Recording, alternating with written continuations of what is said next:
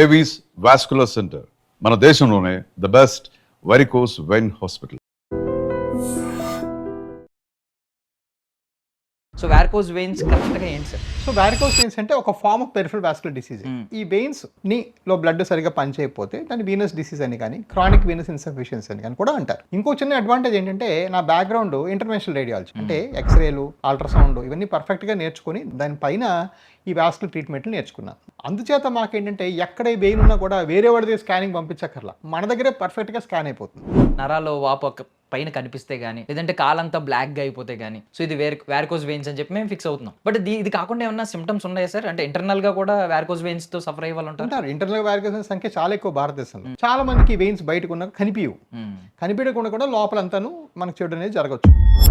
Main root cause ఏంటి sir దీనికి? తీవ్రత ఎంతవరకు వెళ్ళే ఛాన్స్ ఉంది? అదే రోజు అడ్మిట్ అయ్యి అదే రోజు డిశ్చార్జ్ అయ్యి వెళ్ళిపోయిన వాళ్ళు మొత్తం కంప్లీట్గా క్యూర్ చేసుకుని అది పాసిబిలిటీ ఉందండి? అంటే ఇయర్స్ ఆఫ్ డిలే చేసే వారికి అంటే ఎంత క్రిటికల్ సిచ్యువేషన్ వాళ్ళు ఫేస్ చేసే ఛాన్స్ ఉంది sir? Ladies and gentlemen, welcome to iDream Media. నేను ప్రియదర్శన్. సో వారికోస్ వెయిన్స్ అనే టర్మ్ చాలామంది వినుంటారు.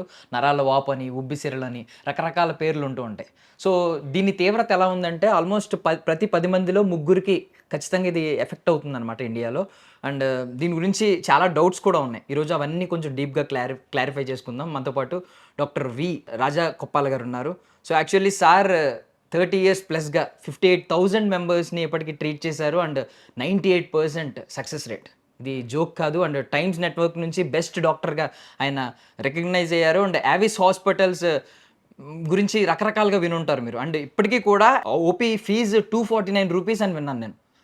అసలు మల్టీ స్పెషాలిటీ హాస్పిటల్స్ నడుస్తున్న, కార్పొరేట్ అయిపోయిన ఈ టైంలో కూడా ఇలా నడిపిస్తున్నారంటే అది great thing. So many doubts ఉన్నాయి కాబట్టి క్లారిఫై చేసుకుందాం. సార్ నమస్తే. నమస్తే. బాగున్నారు సార్? బాగున్నాండి sir. First of all varicose veins అంటే ఏంటి సార్? అంటే చాలామంది పెరిఫెరల్ వాస్కులర్ డిసీజ్ అని ఈ మధ్య అంటున్నారు.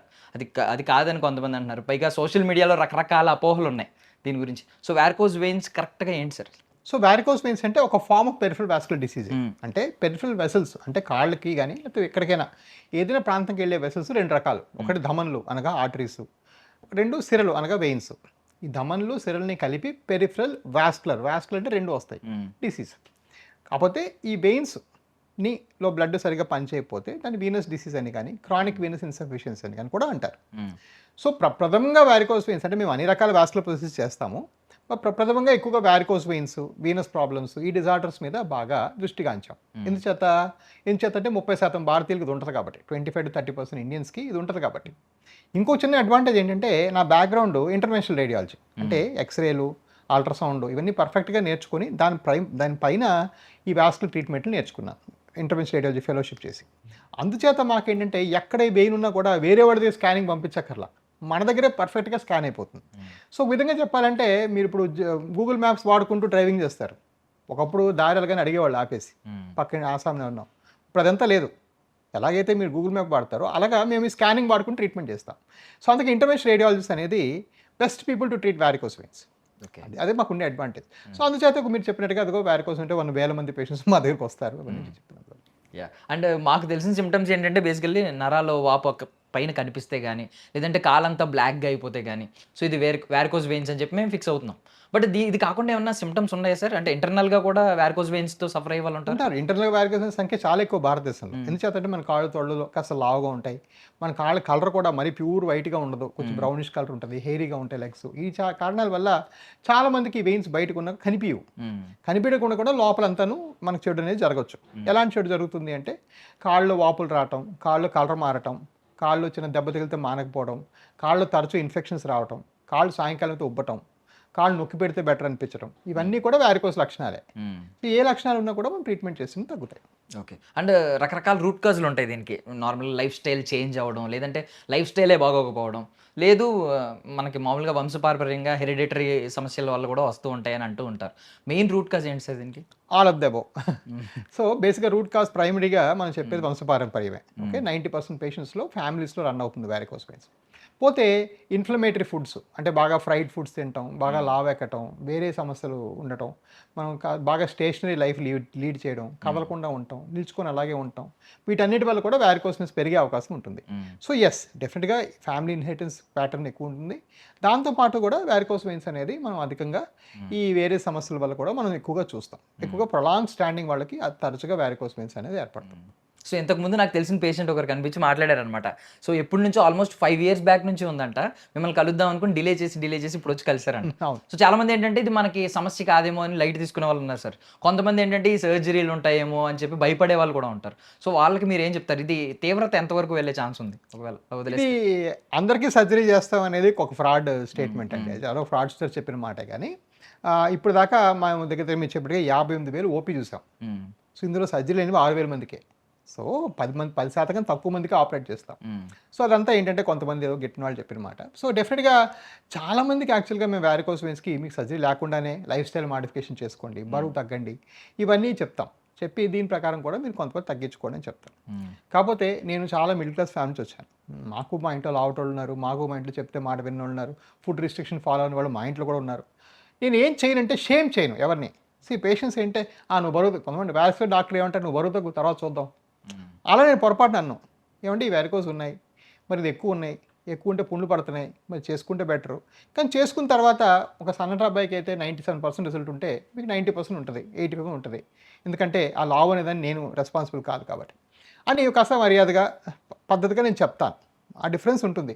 చాలామంది నేను చూసిన వ్యాసుల డాక్టర్ అంటే బరువు దగ్గర లైఫ్ స్టైల్ అంటే 70 ఏళ్ళు ఆవిడ ఒక 10 కిలోలు ఎక్కువ ఉంటే ఆవిడ ఎలా బరువు తగ్గిపోతారు, ఆవిడ ఎక్కడ పరిగెడతారు.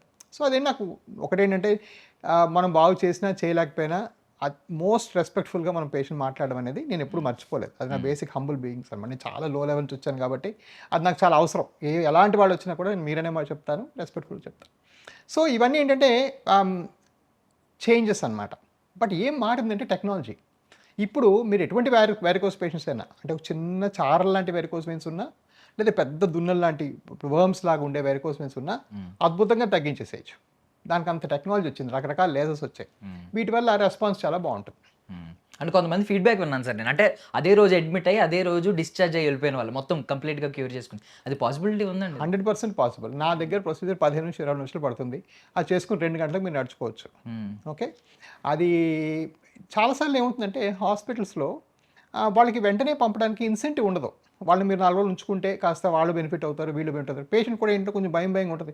ఏదో ఆపరేషన్ చేసుకున్నాం, ఏమో 2-3 రోజులు ఉంటేనే బెటర్లే, కొంచెం నారింజ పళ్ళు, యాపిల్ పళ్ళు తినటం ఇవన్నీ జరుగుతుంటాయి. నేను ఎగ్జాక్ట్ ఆపోజిట్.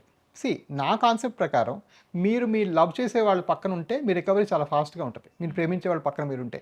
సో నేను వెంటనే పంపిస్తాను. ఇప్పుడు ఇవాళ అయిపోయే కేసులు మనం మాట్లాడుతున్నాం, అందరూ వెళ్ళిపోయారు, రైట్? అందరూ ఇప్పుడు ఈవినింగ్ 6 గంటలకు, మనం 4 అవుతుంది, 6 గంటలకు మా హాస్పిటల్ ఎవరు ఉంటారు? మీరు ఉంటారు, నేను ఉన్నాను, వీళ్ళు ఉంటారు.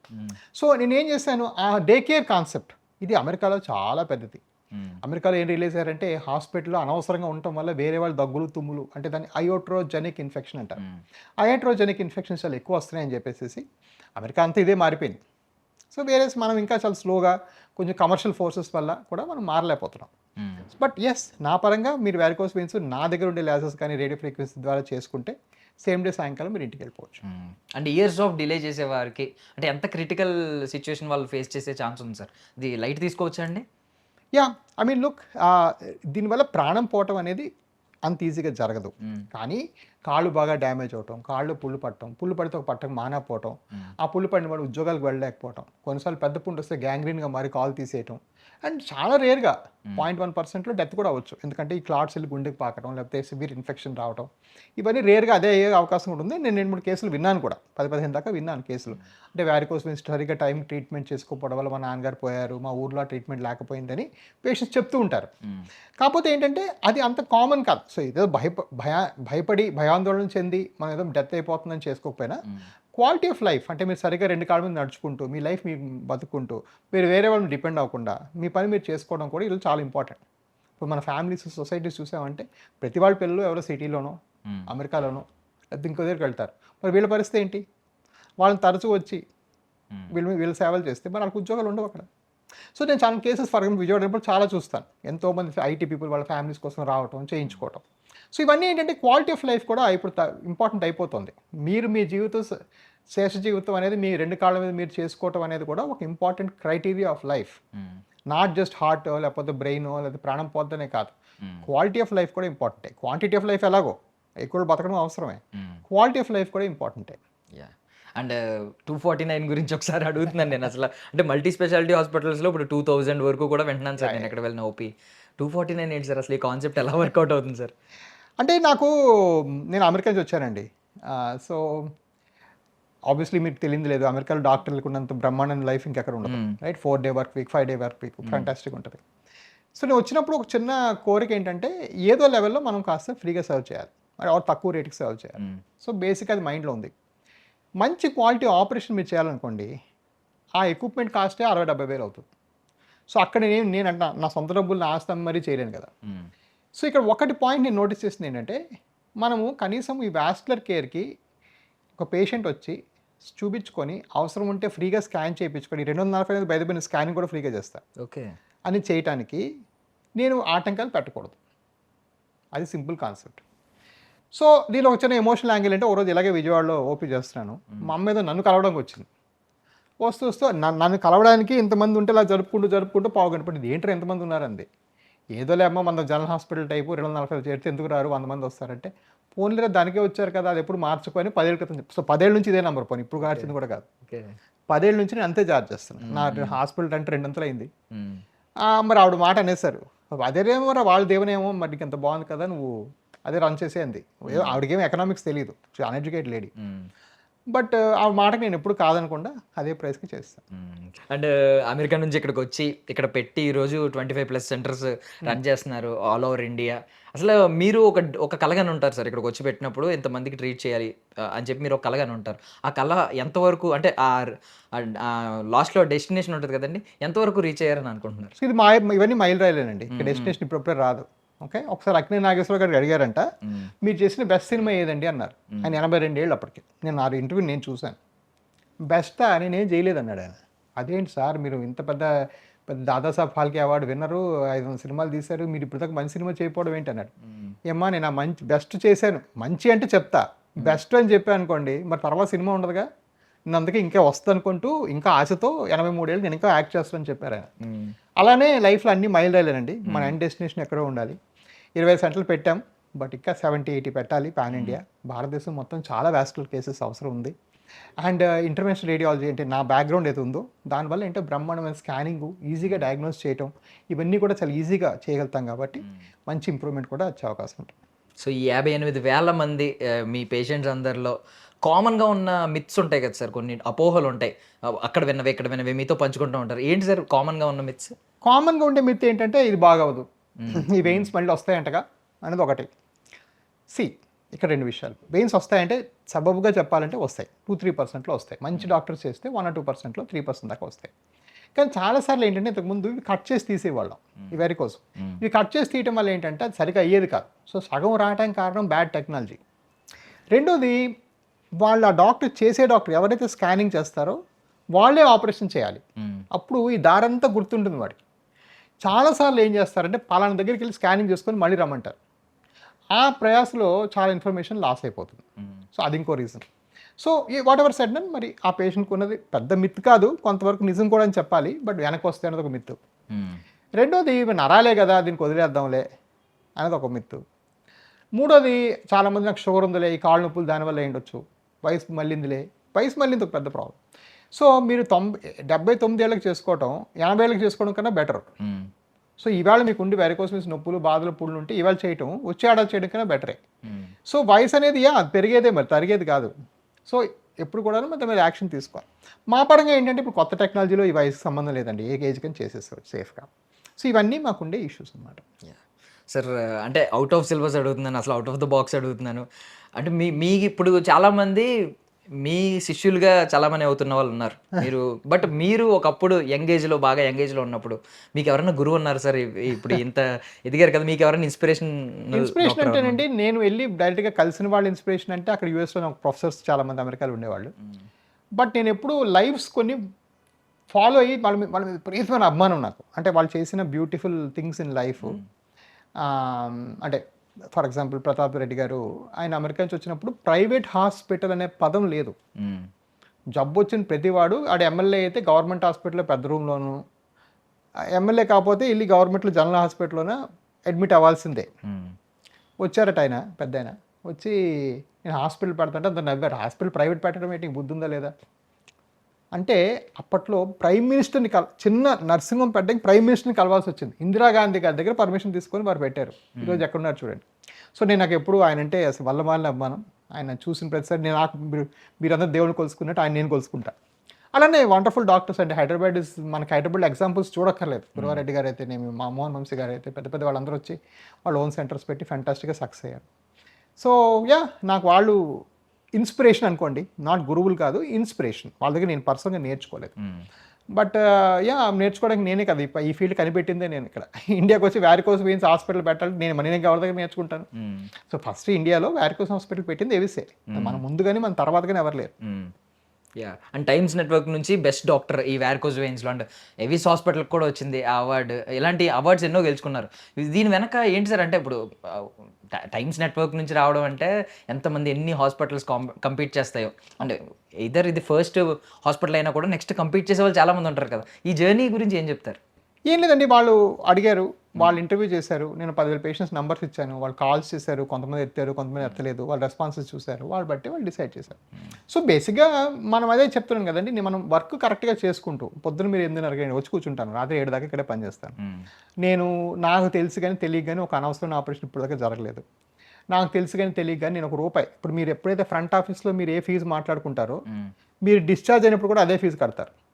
ఈ 10,000 ఆపరేషన్స్ మించి మన దగ్గర జరిగినవి గత 10 ఏళ్ళుగా. ఈ టైంలో ఒక పేషెంట్ కూడా వెళ్తున్నప్పుడు ఏమైనా అంత చెప్పి ఎంత తీసుకున్నాం అనే మాట ఇప్పటిదాకా రాలా ఒకసారి కూడా. సో ఇవన్నీ నా ఆనెస్టీ ప్రిన్సిపల్. సరే మీరు అడగకూడదురా, మీరు ముందన్న మాట తర్వాత వాళ్ళు చెప్తారు, సార్ వీడు 1 గంట ఎక్కువ ఉన్నాడు, 5 గంటలు ఎక్కువ రోజు ఎక్కువ ఉన్నారు, నువ్వేం మాట మాట్లాడావు, ఎక్స్ చెప్పావా, ఎక్సే తీసుకో, నువ్వు వై ఎందుకు తీసుకుంటావు. సో అని నేను కొంచెం ఇవన్నీ చేయడం వల్ల మనకి ఏంటంటే ఇది ఆటోమేటిక్గా అది అవుతుందండి.